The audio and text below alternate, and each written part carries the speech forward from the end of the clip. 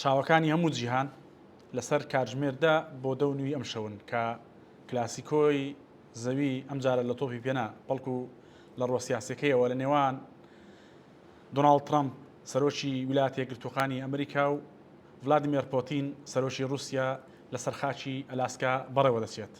ئەو خاکەی کە 158 ساڵ لەمەوبەر ئەمریکا بە 7.4 ملیار دلار لە رووسیای قەیسەری کڕی.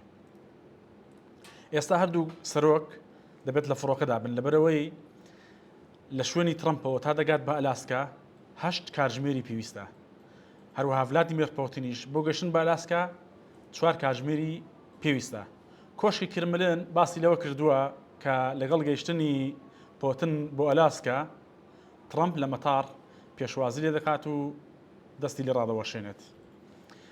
ترامپ پێش ئەوەی گەشتی ئەلاسکا بکات بە ڕۆژنامەنووسانی ڕاگەیاند کە پۆتن پیاوێکی باشە و هەردووشیان دوو سەرۆکی ڕێکن و پەیوەندیکی باشیشیان هەیە.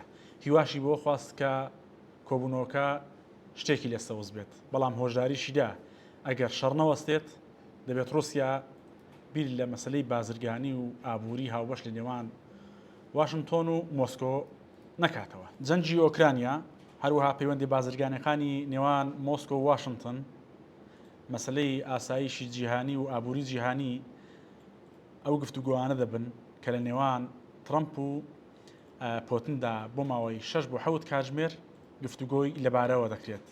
ترامپ چاوی لەوەیە ئاوێک بۆ ئاگردا بکات کە لە نێوان رووسیا و ئۆکرانیادا دروست بووە، چونکە خۆی بە پیاوی ئاشتی ناوزەن دەکات و چاوی لەوەشە خەڵاتی نۆبڵ بباتەوە. هەرچەندە ئەو وەک کریستیانۆ پێشتر ڕایگەیاندبوو کە بۆ خەڵاتەکان ناچێت بەڵکو خەڵاتەکان بەرەوڕووی دێن. هەر بۆیەشە دۆناڵد ترامپ پێی وایە نۆبڵی ئاشتی بەرەوڕووی خۆی دێت، لەبەرەوەی لە ماوەی ڕابردووشدا ڕۆڵێکی باشی بینیوە لەبارەی ئاسایشی جیهانیەوە. ناحەقیشی نییە لە ماوەی 6 مانگی دەست بەکاربوونیدا 4 بۆ 5 شەڕی جیهانی وەستاندووە. بۆ نمونە کۆنگۆی دیموکرات و ڕوەندای ناچار بەوە کرد کە ئاشتی بنووسنەوە. لەلایەکترەوە ئازربایجان و ئەرمینیا کە ساڵانێکە لە کێشە و ململانێدان بە هەمان شێواز هێنانی بە واشنگتۆن و لەوێ لە سەریق مێس ئاشتی پێ ئیمزاکردن و تەنانەت سەرۆکی هەردوو وڵات باسییان لەوە کرد کە ترامپ شایانیەوەیە کە خەڵاتی نۆبڵی ئاشتی بباتەوە.